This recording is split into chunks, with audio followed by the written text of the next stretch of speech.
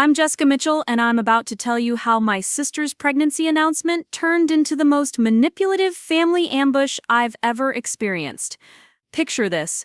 You've just landed the biggest promotion of your career. You're finally making six figures, and your digital marketing campaigns are being studied by agencies across the country.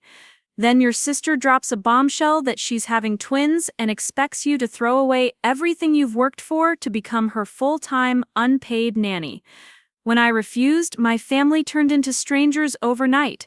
But here's the thing about underestimating someone who's built their entire career on strategic thinking and campaign execution. I had a backup plan they never saw coming, and when the dust settled, they realized they had picked a fight with the wrong Mitchell sister. Before we jump back in, tell us where you're tuning in from, and if this story touches you, make sure you're subscribed, because tomorrow I've saved something extra special for you. The autumn air in Denver was crisp that October evening when I walked into my parents' house in Littleton, expecting our usual Sunday family dinner. The smell of my mom's pot roast filled the air, and I could hear my dad's voice booming from the living room where he was probably watching the Broncos highlights. I had just come from the office where I'd been putting finishing touches on a presentation that could change my entire career trajectory.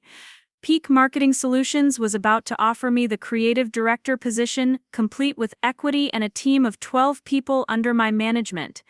At 29, I was finally hitting my stride after years of 60-hour weeks and building campaigns that brought in millions for our clients.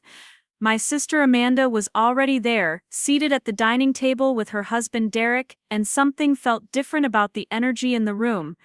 Amanda had this glow about her, the kind that made my mother hover around her with extra attention, while Derek sat there with a smug expression I'd grown to recognize over the years. My parents, Bob and Linda Mitchell, were flanked around the table like this was some kind of board meeting rather than a family meal. "Jess, perfect timing," Amanda said, her voice carrying that particular tone she used when she had news to share. "Derek and I have something incredible to announce." She placed her hands on her still flat stomach and beamed at everyone around the table. "We're having twins." The room erupted in celebration. My mother actually squealed and rushed around the table to embrace Amanda, while my dad stood up and clapped Derek on the back like he'd personally achieved something remarkable. I offered my congratulations, genuinely happy for them despite the growing knot in my stomach that told me this announcement came with strings attached. "This is wonderful news," I said, hugging Amanda carefully. "When are you due?" "May," she replied. But her eyes had that calculating look I remembered from our childhood when she was about to ask for something big. "But Jess, we need to talk about logistics. This pregnancy is already showing signs of being high risk, and with 2 babies, I'm going to need help." "Real help," my mother jumped in before I could respond. "Which is why we've all been discussing the perfect solution. Jessica, you're going to take some time off and help Amanda with the babies. It's exactly what family does for each other." The words hit me like a physical blow. Take time off. Not a few weeks of vacation, but the way she said it made it clear they were talking about something much more significant.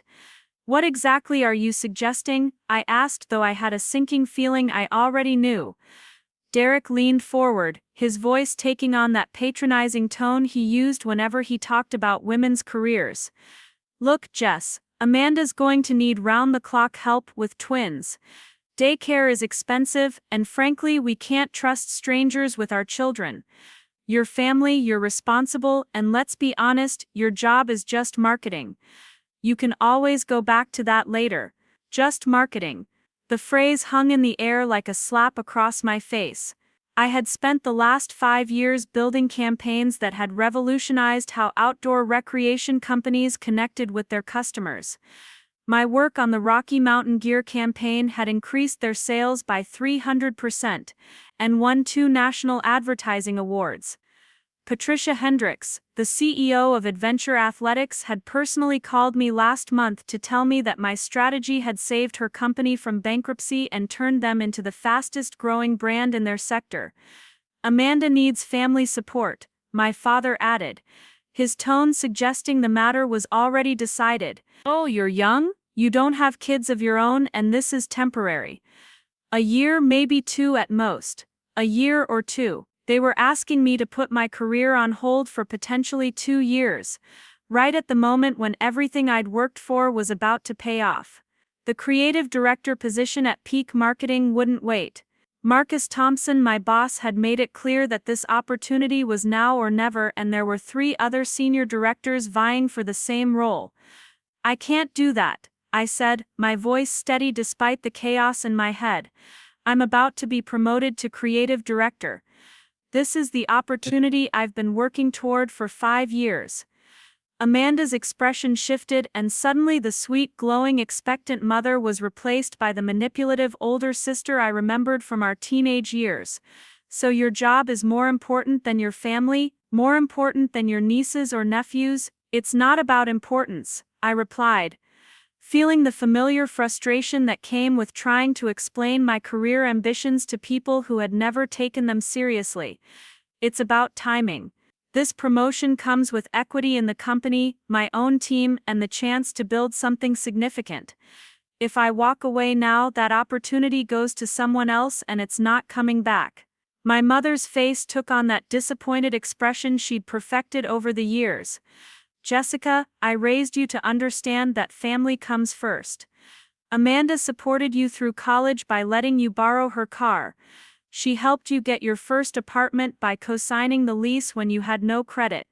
Now it's your turn to support her. The guilt trip was beginning, and I could feel the familiar pattern emerging. Amanda had always been the golden child, the one whose needs took precedence, while I was expected to be the responsible one who sacrificed for the greater good of family harmony. But this wasn't about borrowing a car or needing a co-signer. This was about dismantling everything I'd built to serve as an unpaid nanny. Look, I said, trying to find a compromise. I can help financially. I can contribute to childcare costs. I can babysit on weekends. I can be there for emergencies. I can't quit my job.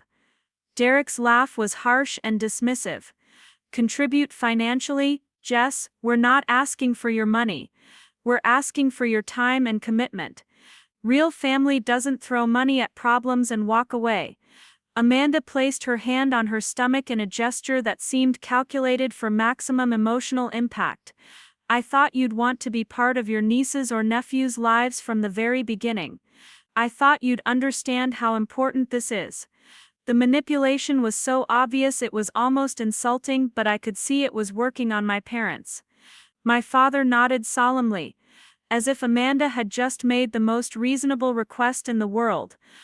Preparing and narrating this story took us a lot of time, so if you are enjoying it, subscribe to our channel. It means a lot to us. Now back to the story. While my mother looked at me like I was being selfish and unreasonable. What about your blog? I asked Amanda, grasping for some logic in this situation. Your influencer work. Aren't you going to keep doing that? That's different, she replied smoothly. That's creative fulfillment, and I can do it from home while caring for the babies. Oh. Plus, having twins will actually give me more content opportunities. Mommy blogging is huge right now. So Amanda could maintain her career such as it was while I was expected to abandon mine entirely. The double standard was breathtaking, but not surprising. Amanda had always managed to position herself as the creative, artistic one whose pursuits were inherently more meaningful, while my success in the corporate world was dismissed as somehow less valuable or fulfilling. Think about it this way, my father said, leaning back in his chair with the confidence of someone who believed his logic was unassailable. Oh. You're 29, Jessica. You have plenty of time to build a career later. But Amanda needs help now, and family only gets one chance to be there for each other during moments like this. The irony was staggering. They were asking me to sacrifice my career at its peak moment in the name of family support while simultaneously dismissing my achievements as unimportant enough to be easily replaced later. The creative director position I was about to be offered wasn't just a job. It was the culmination of years of strategic career building, networking, and proving myself in a competitive industry. I need time to think about this, I said finally, though I already knew my answer. What's to think about? Amanda asked, her voice taking on a sharp edge. Oh, Either you care about family or you don't. Either you want to be part of these babies' lives from the beginning, or you're going to prioritize your career over everything else. There it was, the ultimatum wrapped in emotional manipulation. Support Amanda's demands completely or be labeled as the selfish sister who chose career over family. It was a classic Amanda move, creating a false binary where any choice other than total capitulation was characterized as heartless and selfish. I looked around the table at the three people who were supposed to support my dreams and ambitions and realized they had no understanding of what they were asking me to sacrifice. To them, my career was just a hobby that could be resumed whenever convenient. They had no concept of the strategic planning, relationship building, and market expertise I had developed, or the fact that walking away now would essentially mean starting over from scratch years later in an industry that moved at lightning speed. I understand this is important to all of you, I said carefully, but I can't make this decision right now. I need to discuss this with Tyler and think through all the implications. Derek scoffed. Tyler, what does your boyfriend have to do with family decisions? The dismissive tone he used when referring to Tyler, who had been nothing but supportive of my career and understanding of my family dynamics, pushed me over the edge. Tyler was a successful graphic designer who ran his own freelance business and understood the creative industry in ways my family never had. He had been my partner through every late night, every stressful campaign launch, and every career milestone. Tyler is my partner, I said firmly. This decision affects our future together, our financial planning, and our relationship. Of course, I'm going to discuss it with him. See, this is exactly what I'm talking about, Amanda said, her voice rising with frustration. You're already putting your relationship and your career ahead of family. These babies are going to be born whether it's convenient for your timeline or not. My mother nodded in agreement, her expression disappointed. Jessica, I thought we raised you to understand that family commitments come first. oh, This isn't about what's convenient for you or what Tyler thinks. This is about being there for your sister when she needs you most. The conversation continued for another hour, with the three of them taking turns applying pressure, guilt, and emotional manipulation. They painted my refusal as selfishness, my career success as unimportant, and my need to think things through as evidence that I didn't truly care about family. By the time I left that evening, I felt drained and frustrated, but also crystal clear about what I needed to do. Driving back to my downtown loft near Union Station, I called Tyler and filled him in on the entire conversation. His response was immediate and supportive. Jess, they're asking you to throw away everything you've worked for. That's not reasonable. And it's not fair. Tyler met me at my apartment an hour later, bringing Thai food and a bottle of wine. We sat on my couch overlooking the Denver skyline, and I vented about the entire situation while he listened with the patience and understanding that had made me fall in love with him in the first place. The thing that gets me most, I said, twirling pad thai around my chopsticks, is how they make it sound like such a small sacrifice. Like my career is just something I do to pass time until real family responsibilities come along. Tyler nodded, his expression serious. It's not a small sacrifice. You've worked 60-hour weeks for 5 years to get to this point. The creative director position isn't just a promotion, it's your chance to have real creative control and build something significant. We talked until well past midnight, discussing not just the immediate situation but the broader pattern of how my family viewed my career and ambitions. Tyler helped me see something I had been reluctant to acknowledge. This wasn't really about the babies or Amanda needing help. This was about control and the family dynamic that had always positioned Amanda's needs as the priority while expecting me to be the responsible one who sacrificed for everyone else's benefit. What if you said no? Tyler asked as we were getting ready for bed. What if you just told them you can't do it and offered alternative ways to help? Then I become the selfish sister who chose her career over family, I replied.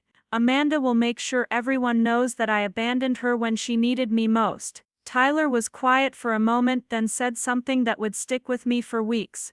Maybe it's time to stop being afraid of being called selfish for protecting something you've worked so hard to build. The next morning, I went into the office with a clearer sense of what I needed to do, but also with a growing awareness that this decision was going to change my relationship with my family permanently. Marcus Thompson was waiting in my office when I arrived, holding a folder that I suspected contained my formal promotion offer. "Jessica," he said, settling into the chair across from my desk, "I hope you're ready for some good news. The partners met over the weekend and were ready to make you an official offer for the creative director position." He slid the folder across my desk and I opened it to find everything I had hoped for: a salary increase of 30%, equity in the company, my own team of 12 people, and creative control over our biggest accounts. It was everything I had worked toward, and the timing couldn't have been more perfect or more complicated.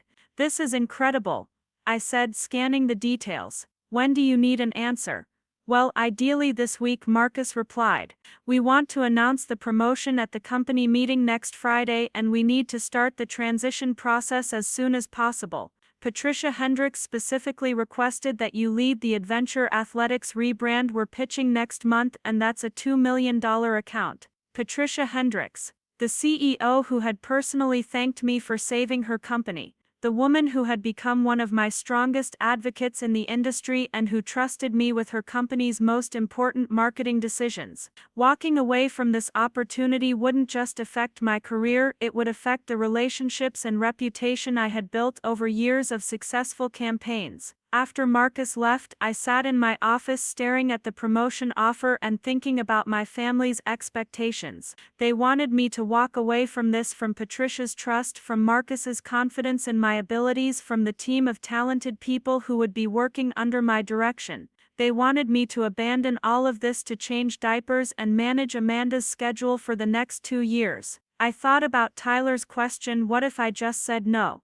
That evening I drove to Amanda's house in Cherry Creek, determined to have an honest conversation about alternative ways I could support her without sacrificing my career. Amanda and Derek lived in a beautiful colonial-style home that Derek's parents had helped them purchase, complete with a perfectly manicured lawn and a 3-car garage. It was the kind of house that suggested financial stability, which made their demand for my unpaid labor even more frustrating.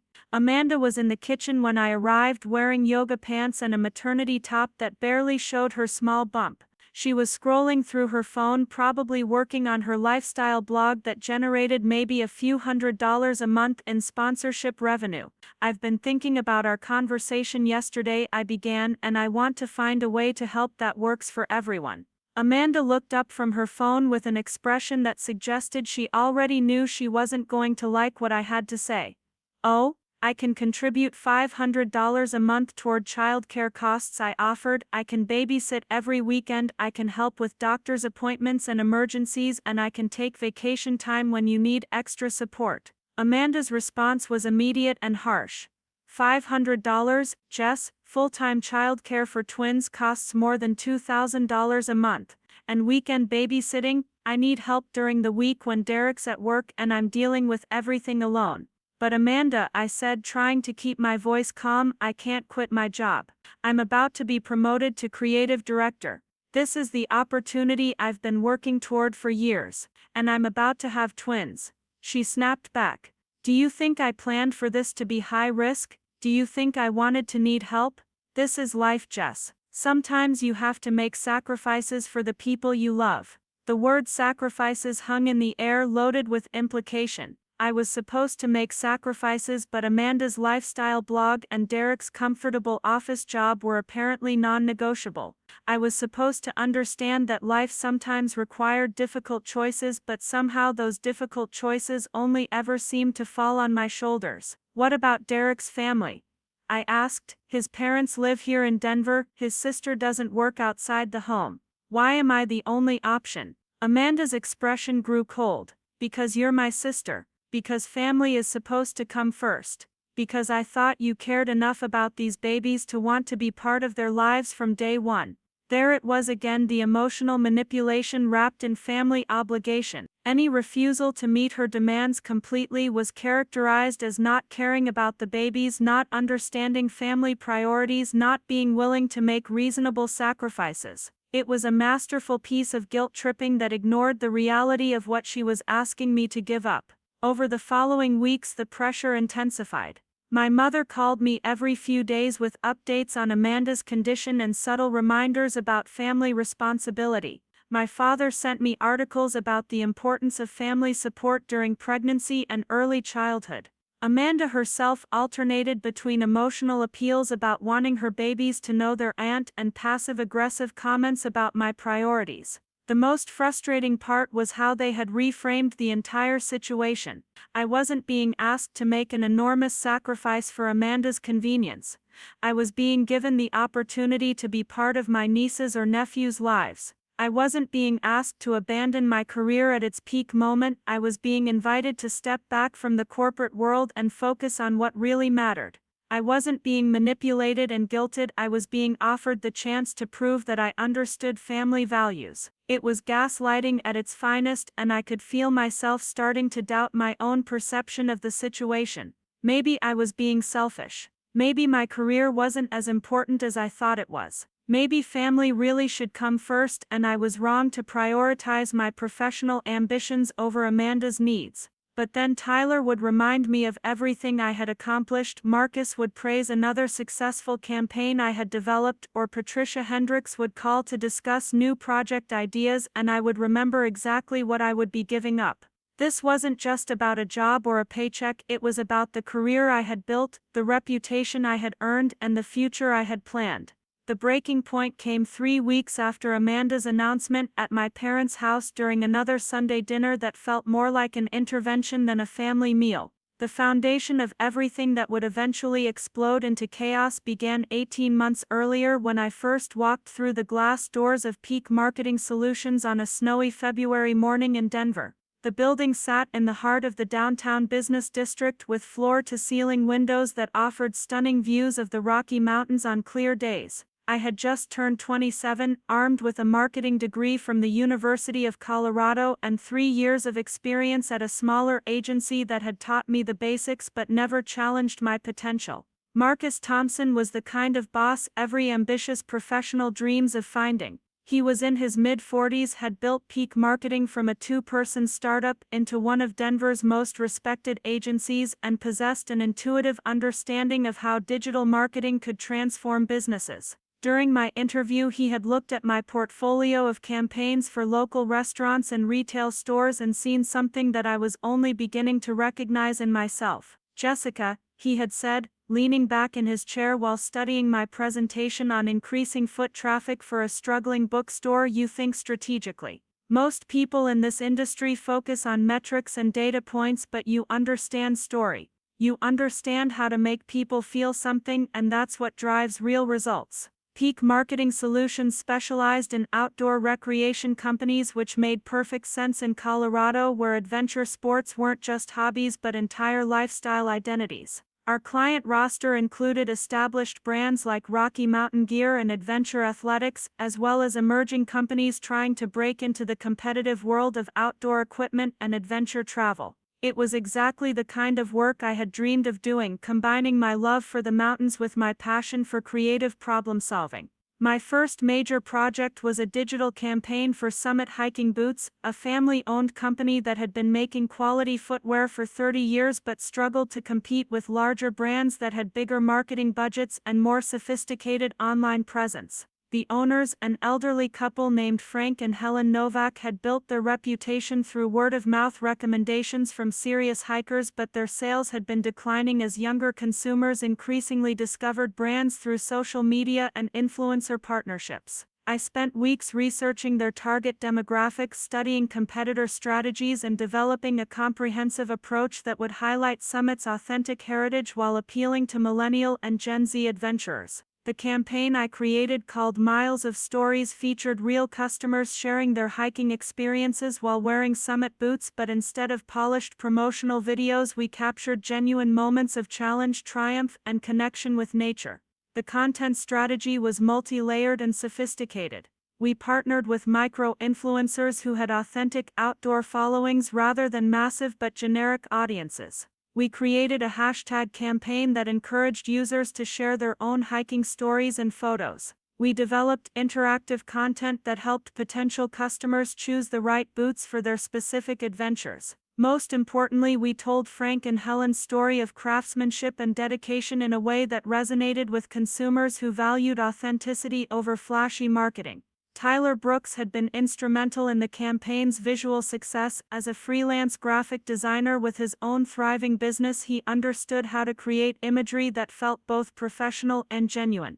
We had been dating for about 6 months when I started working on Summit, and our collaboration on the project deepened our relationship in unexpected ways. Tyler would spend evenings at my apartment working on graphic elements while I refined copy and strategy, and our creative partnership strengthened our personal bond. The results exceeded everyone's expectations. Within 6 months, Summit's online sales increased by 250%. Their social media engagement grew from a few hundred followers to over 50,000. Most importantly, they began attracting younger customers without alienating their established base of serious outdoor enthusiasts. Frank and Helen were so thrilled with the results that they sent me a handwritten thank you note along with a pair of custom boots designed specifically for Colorado's terrain. Marcus was impressed enough to assign me to increasingly complex projects with larger budgets and higher stakes. My next major success came with Adventure Athletics, a mid-sized company that manufactured technical outdoor clothing for serious adventurers.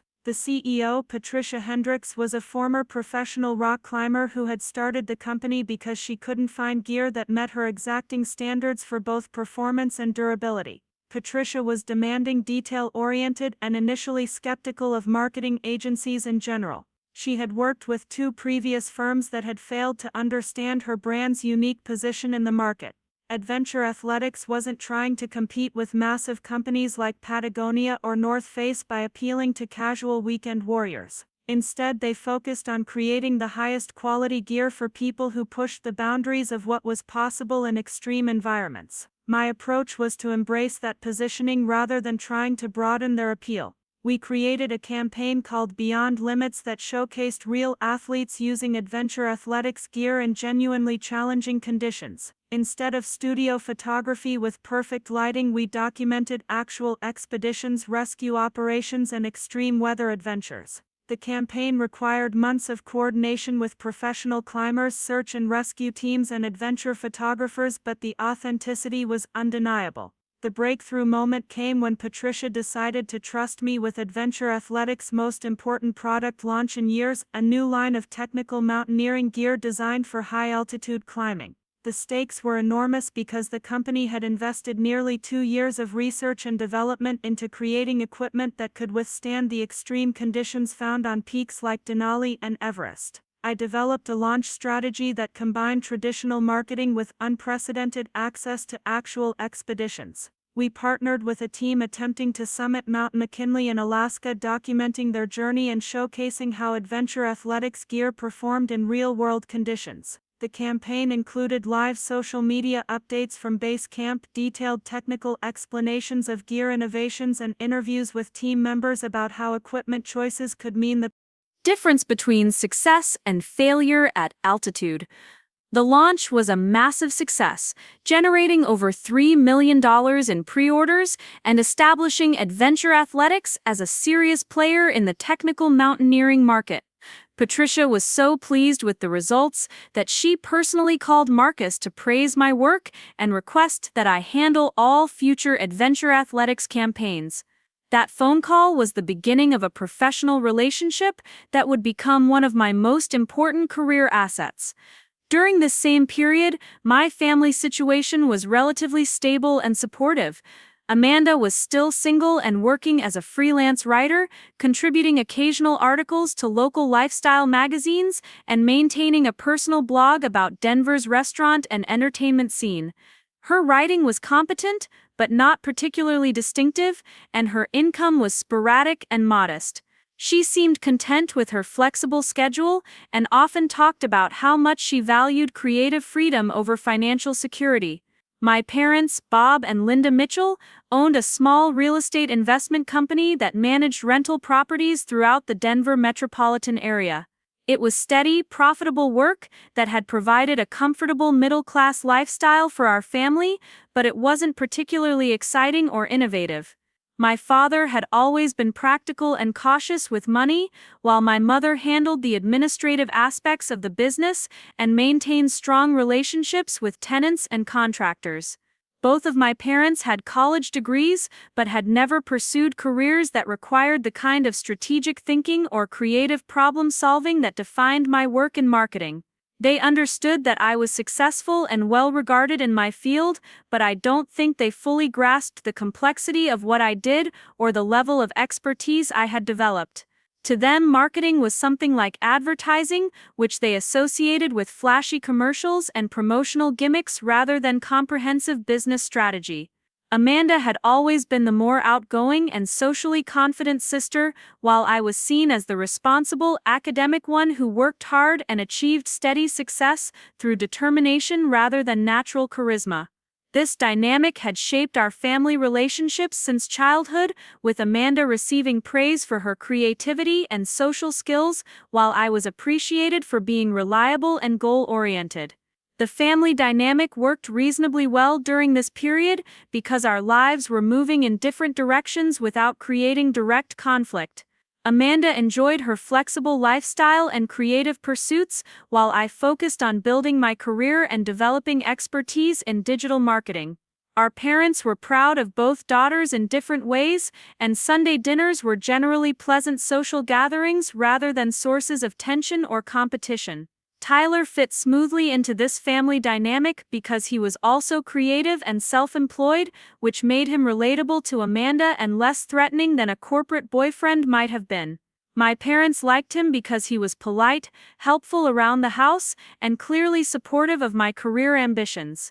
He would join us for family barbecues and holiday celebrations, contributing his graphic design skills when my father needed help with promotional materials for the real estate business. The work environment at Peak Marketing Solutions was collaborative and intellectually stimulating in ways that made long hours feel like creative challenges rather than drudgery. The office occupied 2 floors of a renovated warehouse building, with open workspace areas that encouraged interaction between team members and private offices for senior staff and client meetings. The company culture emphasized both individual achievement and collective success, with regular team meetings where everyone shared insights from their current projects. My colleagues were talented professionals who had chosen to work at a mid-sized agency because they valued creative freedom and direct client relationships over the bureaucracy and politics of larger firms. Sarah Kim was a brilliant social media strategist who had developed innovative approaches to influencer partnerships. David Rodriguez managed our analytics and data visualization, turning complex performance metrics into clear insights that informed strategy decisions. Jennifer Walsh handled client relations with a combination of professionalism and genuine enthusiasm that made even demanding clients feel valued and understood. Marcus fostered an environment where good ideas were recognized regardless of hierarchy, and he actively encouraged professional development through conference attendance, continuing education, and experimental projects that pushed the boundaries of traditional marketing approaches.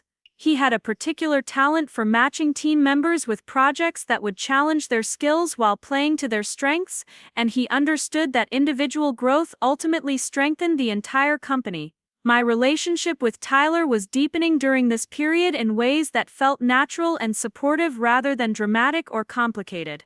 We had met at a networking event for Denver's creative professionals, where he was presenting his work on branding for local startups and I was discussing digital marketing strategies for outdoor recreation companies.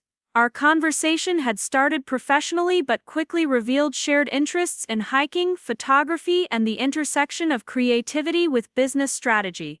Tyler's approach to his freelance graphic design business complemented my marketing perspective perfectly. While I focused on understanding target audiences and developing comprehensive campaign strategies, he excelled at creating visual elements that communicated complex ideas quickly and memorably.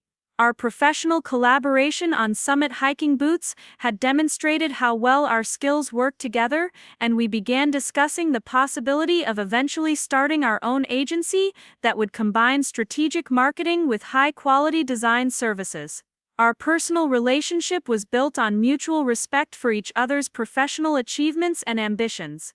Tyler understood the demands of building a career in a competitive industry because he faced similar challenges as a freelance designer. He was genuinely interested in my work and offered valuable insights from his perspective as someone who understood both creative processes and business development. Most importantly, he never suggested that my career ambitions were excessive or unrealistic, which was a refreshing change from previous relationships where boyfriends had seemed intimidated or threatened by my professional success. We spent weekends hiking in the Rocky Mountains, exploring Denver's restaurant scene, and working on personal creative projects that helped us relax and recharge from the demands of our respective careers. Tyler had converted a spare bedroom in his apartment into a design studio, where he would work on freelance projects while I wrote marketing copy or researched industry trends. We had developed a comfortable rhythm of parallel productivity that allowed us to spend time together while still maintaining focus on our individual goals. The trajectory of my career at Peak Marketing Solutions accelerated significantly during my second year with the company. The success of the Summit hiking boots and adventure athletics campaigns had established my reputation within Denver's marketing community, and Marcus began assigning me to increasingly high-profile projects that required advanced strategic thinking and project management skills. One particularly challenging assignment involved rebranding a struggling outdoor equipment rental company that catered to tourists visiting Colorado's national parks and ski resorts. Rocky Mountain Adventures had been operating for 15 years but had never developed a coherent marketing strategy or distinctive brand identity. Their customer base consisted mainly of out-of-state visitors who needed temporary access to expensive equipment, but they competed with dozens of similar businesses that offered essentially identical services. The rebranding project required extensive market research to understand tourist behavior, competitor analysis to identify opportunities for differentiation, and creative strategy development to position Rocky Mountain Adventures as the premium choice for serious outdoor enthusiasts. I spent weeks interviewing customers, analyzing booking patterns, and studying successful outdoor tourism businesses in other markets. The solution I developed focused on positioning Rocky Mountain Adventures as Colorado's local adventure experts rather than just another equipment rental service. We created content that showcased local knowledge, featured partnerships with experienced guides and instructors, and emphasized the company's commitment to helping visitors safely enjoy Colorado's outdoor opportunities. The rebrand included a new logo, website design, social media strategy, and partnership program with local hotels and tour operators. The results were dramatic and immediate. Rocky Mountain Adventures saw a 40% increase in bookings within the first quarter after launch, with particular growth in higher-margin multi-day rental packages and guided adventure services. The company's online reviews improved significantly as customers responded positively to the enhanced service experience and local expertise positioning. Patricia Hendricks from Adventure Athletics was so impressed with my work on the Rocky Mountain Adventures rebrand that she recommended me to several other outdoor industry executives. This led to consulting opportunities with companies outside of Peak Marketing's usual client base, which Marcus encouraged because it enhanced the agency's reputation and brought in additional revenue. My professional network expanded rapidly during this period as I became known for developing innovative campaigns that generated measurable results for outdoor recreation businesses. I was invited to speak at industry conferences, contribute articles to marketing publications, and participate in panel discussions about digital strategy for adventure sports companies. These opportunities not only raised my profile within the marketing community, but also provided valuable insights into emerging trends and best practices. The combination of campaign successes, industry recognition, and expanding professional network created momentum that positioned me for significant career advancement. Marcus had begun including me in business development meetings with potential new clients, asking for my input on agency strategic planning, and discussing my long-term career goals within the company. During one particularly memorable conversation in late spring, Marcus had pulled me aside after a successful client presentation and said, "Jessica, you have the strategic thinking and leadership potential to run your own team. I'm planning some organizational changes that will create opportunities for advancement, and I want you to be ready when those positions become available." That conversation planted the seed of possibility that would eventually become the creative director opportunity. Marcus was looking for someone who could manage both strategy development and team leadership. Someone who understood the outdoor recreation industry deeply enough to provide valuable guidance to clients, and someone who had demonstrated the ability to generate consistently strong results under pressure. The creative director position would represent everything I had been working toward since joining Peak Marketing Solutions. It would mean managing a team of talented professionals, having input on company strategy and client selection, and taking ownership of the agency's most important and challenging projects. The role would also come with equity in the company, which meant my financial future would be directly tied to Peak Marketing's continued success and growth. As summer progressed and I continued building successful campaigns while expanding my industry network, it became increasingly clear that the promotion was not just a possibility but a likely reality. Marcus had begun assigning me leadership responsibilities on major projects, asking me to mentor junior staff members and including me in strategic planning discussions that were typically reserved for senior management. The irony of timing would become painfully apparent later, but during this period of professional acceleration, my family relationships remained supportive and uncomplicated. Amanda was dating Derek Barnes, a financial advisor who worked for a large investment firm, and seemed happy with her freelance writing career and lifestyle blog. My parents were proud of my professional achievements and frequently mentioned my marketing successes to their friends and business contacts. Sunday dinners continued to be pleasant family gatherings where we shared updates about our respective lives, discussed current events, and maintained the kind of comfortable relationships that I assumed would always provide a foundation of support and understanding. None of us anticipated how dramatically and permanently those relationships would change when Amanda's personal circumstances created demands that conflicted directly with my career ambitions. The seeds of future conflict were perhaps visible in retrospect, but at the time they seemed like minor personality differences rather than fundamental incompatibilities. Amanda had always been more focused on immediate gratification than long-term planning, while I had always been willing to sacrifice short-term comfort for future opportunities. She valued flexibility and creative freedom above financial security, while I believed that professional success required strategic thinking and sustained effort over time. Our parents had always been supportive of both approaches to life, praising Amanda's creativity and artistic sensibility while appreciating my academic achievements and career advancement. They seemed to believe that both daughters were successful in different ways, and they had never been forced to choose between supporting Amanda's needs and my ambitions because our paths had never directly conflicted. That dynamic of supportive coexistence was about to be shattered by circumstances that would force everyone to reveal their true priorities and values. The comfortable assumption that family loyalty and individual ambition could coexist peacefully was about to be tested in ways that would permanently alter our relationships and my understanding of what family support actually meant when the stakes became real. The shift in family dynamics began subtly, like the first tremors before an earthquake that nobody recognizes as a warning until the ground is already splitting apart beneath their feet. Amanda's wedding to Derek Barnes happened in early June at the Denver Country Club, an elegant affair with 200 guests that showcased Derek's family wealth and social connections. I had been Amanda's maid of honor, giving a toast about sisterly bond and shared childhood memories while privately wondering if Derek was really the right match for someone as creatively inclined as Amanda. Derek came from old Denver money, the kind of family that had made their fortune in mining and real estate during Colorado's early development. His father owned a prominent investment firm with offices in downtown Denver, and Derek had been groomed since childhood to eventually take over the family business.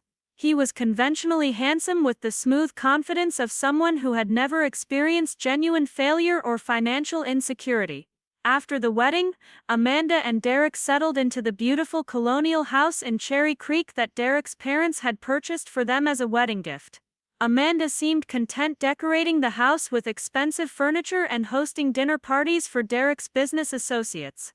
During this same period, my career continued accelerating in ways that felt both exhilarating and demanding. Marcus had officially begun discussing the creative director position with me, outlining the responsibilities and expectations while making it clear that I was his preferred candidate. The promotion would mean managing a team of 12 marketing professionals, taking ownership of the agency's strategic direction, and representing peak marketing solutions at industry conferences. The equity component was particularly significant because it would transform my relationship with the company from employee to partner. Marcus was offering me 3% ownership in Peak Marketing Solutions, which would give me a financial stake in the agency's long-term success and a voice in major business decisions. For someone who had started as a junior account manager just 3 years earlier, this represented extraordinary career advancement.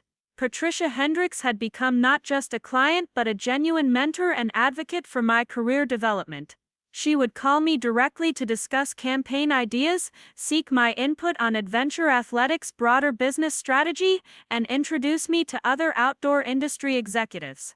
Her confidence in my abilities had opened doors that typically remained closed to marketing professionals at my level of experience, and she had specifically requested that I lead Adventure Athletics' most ambitious project to date. The project was a complete brand repositioning that would cost over $2 million and take at least 6 months to execute properly. Adventure Athletics wanted to expand their market presence without diluting the technical credibility that had made them successful with serious outdoor athletes. Patricia trusted me to develop a strategy that would achieve this delicate balance. Tyler and I had begun seriously discussing our future together during this period, talking about eventually moving in together and potentially starting our own agency that would combine my strategic marketing expertise with his design capabilities. We spent evenings at Confluence Park walking along the South Platte River and imagining what our lives might look like 5 or 10 years into the future. Our relationship felt like a true partnership in ways that my previous romantic relationships had never achieved. Tyler was genuinely excited about my career successes and never displayed the insecurity or competitiveness that I had encountered with other boyfriends who seemed threatened by my professional achievements. The first real indication that Amanda's life was about to intersect with mine in problematic ways came during a casual conversation at a family barbecue in early September. Amanda mentioned that she and Derek had started trying to get pregnant, framing it as a natural next step in their married life together. Derek's parents are really pushing for grandchildren, Amanda said, sipping wine, and honestly, I think it would be good for my blog. Mommy content is huge right now, and I could transition from lifestyle blogging to parenting and family topics. The casualness with which she discussed bringing children into the world primarily as content opportunities for her struggling blog should have alarmed me more than it did at the time. I offered congratulations and supportive comments about how exciting it would be to become an aunt. The announcement that Amanda was actually pregnant came in late October. She called a family dinner at my parents' house with unusual formality, insisting that everyone needed to be present for important news. I arrived expecting perhaps an announcement about Derek's promotion, completely unprepared for how the evening would unfold. Amanda revealed her pregnancy with theatrical flair, presenting my mother with a gift box containing baby booties. The room erupted in excitement and celebration, with my mother crying happy tears and my father embracing Derek with genuine warmth. It was a moment of pure family joy, and I participated fully without any awareness that this pregnancy would eventually become the catalyst for the most painful conflict in our family's history. Everything seemed perfectly planned until Amanda mentioned almost casually that her doctor had identified concerns about the pregnancy being potentially high risk. She was carrying twins, which increased the likelihood of complications and would require more intensive medical monitoring. The revelation added drama to an already exciting announcement, and my mother immediately shifted into protective mode.